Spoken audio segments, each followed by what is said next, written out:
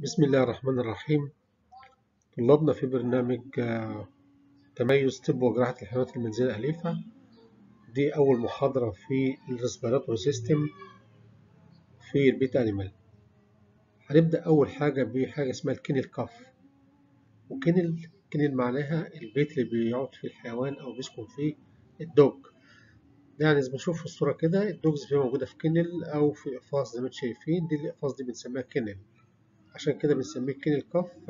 دي كحة بتحدث والكلاب موجودة داخل الكنل نتيجة وجود عدد كبير منها في الكنل، والكنل مش كافي لوجود هذا العدد، فبنسميه المرض دوت infectious tracheobronchitis of dogs.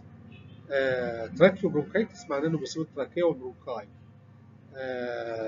وده infectious لانه ده contagious disease، يعني سريع الانتقال.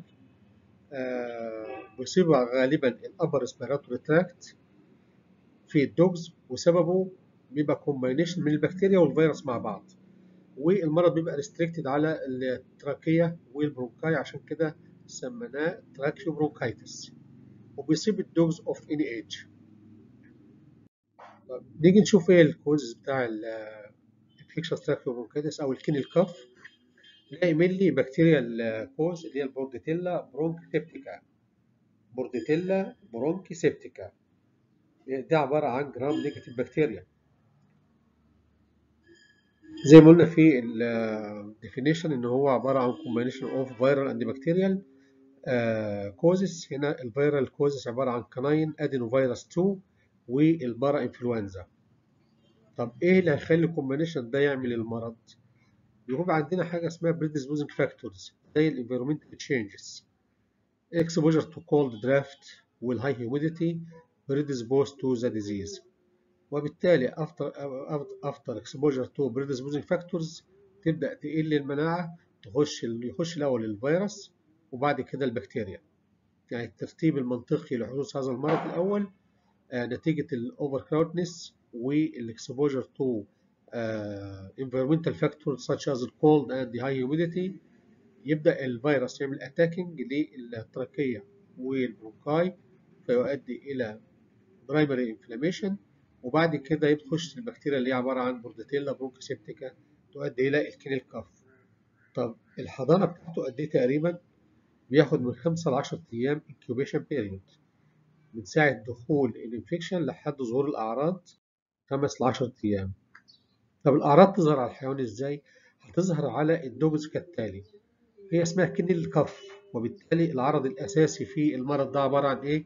كف. لكن الكف هنا بتبقى هارش اند دراي، يعني كحة ناشفة وخشنة ما فيهاش أي اكزوديت. ولاحظ لو الدوج ده عمل اكسرسايز أو أي أكتيفيتي الكحة تزيد، فهنا دراي هارش كف. طيب الكف دي لما بتيجي للدوج بتبقى على هيئة اتاكس أو باروكزيزم، يعني هيئة نوبات. طيب في الدوجز بالذات لما يحصل الكحة على هيئة نوبات بتبقى فولد باي ريتشنج. ريتشنج معناها ريجرجيتيشن اوف فود، يعني الكحة بتبقى شديدة في الأتاك لدرجة إن الحيوان ممكن يرجع الأكل وخاصة من الفرنك. The cough is easily induced by gentle pressure over the larynx or trachea. يعني لو عملت manual compression of the larynx أو trachea by hand هنبص نلاقي فيه الكحة دي تبدأ وتزيد. التمبريتشر ما بتبقاش عالية إلا إذا السكندري بكتيريال انفكشن باي بورديتيلا بدأ يدخل ويبقى سيفير. يعني في الانيشال ستيج ما بيبقاش فيه فيفر، لكن بعد كده الفيفر بتظهر. السيمتومز ابير مينلي ان بابيز، الجرو الصغير، الهاوسد ان كينل اللي هو موجود كميه كبيره داخل الايه؟ داخل الكينل. طيب الدايجنوستس اوف ذا كينل كاف بيعتمد مينلي الاول على الهيستوري اوف كونتيجيوسنس. يعني ايه كونتيجيوسنس؟ يعني وجود عدد كبير وظهور اعراض على عدد كبير من البابيز داخل الكينلز. ما هوش واحد اللي عليه الاعراض، لكن مجموعه من البابيز ظهرت عليها الكحه ديت. السيمتومز الرئيسيه لوجود الكحه الناشفه، الكحه الناشفه اللي موجوده. طيب اعالج المرض ده ازاي؟ بيتعالج الاول عن طريق نوعين من العلاج. الاول هايجينيك تريتمنت، بما ان المرض اصلا كونتيجيوس وجاي نتيجه الوجود بريزنس اوف بابيز في عدد كبير في الكنل، ده لازم نعمل ايزوليشن اوف ذا افكتد دوجز اند بابيز، واعمل ستريكت هايجينيك ميجر وكليننس اوف ذا كينين. بعد كده بتدخل بيه الميديكيتد تريتمنت. طبعا اول حاجه طبعا منها كف، يبقى لازم اعالج انتي توسيف، يعني الادويه ضد الكحه. الادويه ضد الكحه غالبا ما بتحتوي على كودايين، بنزوسكودايين زي الكوديبرانت، ده الكوديبرانت اللي ممكن اديه للانيمال، او بيتروفينول انجكشن. دي ادويه فيها كودايين وبالتالي ممكن تشتغل كانتي توسيف. برضو عندنا تمارين بي تابلتس، برضو دي كان بيوزد از انتي توسيف دراج. طيب مادي بعد كده اكسبيكترانت. لو دخلت البكتيريا وبدأت تطلع بعض الميوكس لازم مادي اكسبيكترانت. الموست كومن اكسبيكترانت في البيت انيمال هو البايسلفون. البايسلفون ده بيدوب اي ميوكس موجود ويبدأ يخرج عن طريق الايه؟ عن طريق الكحة. بدي حاجة مضادة للالتهاب وهي انتي بكتيريال عشان البروتيلا. بدي الانتي هيستامينيك وانتي انفلاماتوري زي الكورتيكوسترويد. ده بدي ديكساميثازون 1 مللي جرام انتراماسكولار او اورال.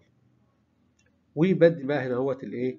الانتي بكتيريال ايجنتس زي الناتروفيرانتون، وده بديه 4.5 مللي جرام لكل كيلو جرام بودي ويت اورالي. يعني كومبينيشن من الانتي بايوتيك الموجود وديكساميثازون ده ممكن يعمل لي كومبليت تريتمنت اوف ذا كيس واير هايجينيك تريتمنت. كده يبقى خلصنا الكيل الكاف. لو في اي سؤال على الكيل الكاف ممكن تبعت لي على الايميل دوت، وهرد عليك على كل الاسئله الموجوده على بالطريقه اللي انت تحددها. مفيش اي مشكله. خلصوا بالتوفيق، ربنا يوفقكم ان شاء الله.